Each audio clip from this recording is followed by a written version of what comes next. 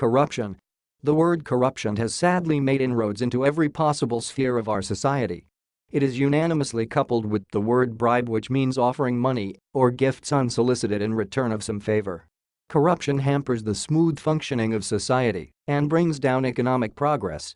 It is not restricted to any particular political party or country's politicians. The misuse of public money, scams and scandals are closely associated with corruption. Corruption is a form of criminal activity done by an individual or a group. It reflects the greedy behavior of money-hungry individuals to attain power. Corruption jeopardizes our rights and privileges. Out of the many corruption methods, bribery or embezzlement is most noteworthy. We live in a dog-eat-dog world that compels people to fend for themselves. Such people and the ones who hold authoritarian roles are susceptible to corruption. Corruption in Indian society. The problem of corruption has clutched the roots of Indian society. It seems to have become a part of our traditions and culture.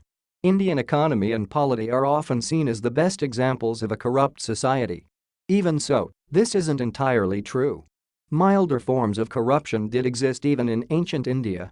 However, the primary focus was always on honesty and transparency. This was noticed in all transactions of the state and its ruler. Treatises like the Arthashastra are testimony to the high ideals and virtues of a state's good citizens. However, there has been significant development of power politics. This has been brought by a network of politicians, bureaucrats, and citizens out to make easy money. This has led to excessive corruption in India. According to the Corruption Perception Index of 2018, published by Transparency International, India ranked in the 78th position out of 180 countries. It is deeply saddening to see the once revered birthplace of several monks and prophets has deteriorated to a great extent.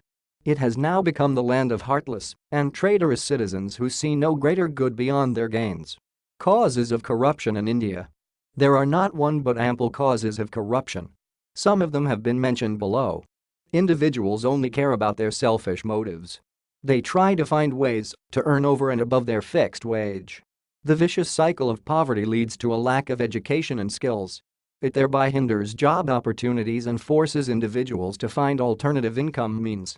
Politicians are democratically elected leaders who are entrusted with leading their country towards development.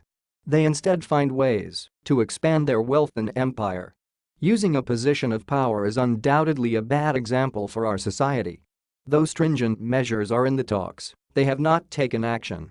The traditional methods are still in use, proving futile when trying to round up big-time offenders. Bureaucracy was meant to be an organization of skilled and efficient individuals. These people were responsible for the proper functioning of the state. Despite having such power, bureaucrats believe that the citizens are at their mercy. They have left no chance to deceive vulnerable citizens. Ways to eradicate corruption in India. The government can provide a higher salary to the employees. There are many government employees whose pay scale is pretty low. So they shift to means like embezzlement to meet their daily needs.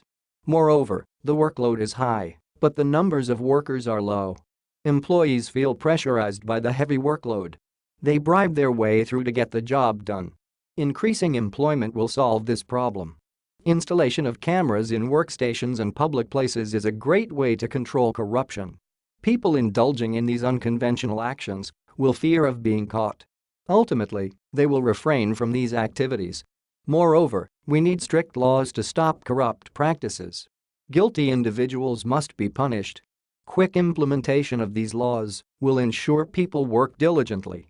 Role of the Indian government to prevent corruption. The government of India has set up committees, laws, and penal codes to contract the surge of corruption.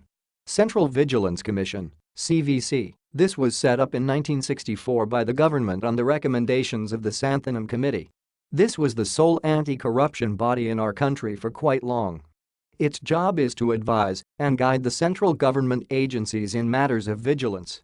Right to Information Act (RTI). It provides us with all the necessary information about our government. Under this act, one has the right to inquire about any problem. The Public Information Officer (PO) is responsible for collecting a citizen's application and providing him with an explanation. If the PO somehow fails to do so, fines can be imposed on him up to Rs. 25,000.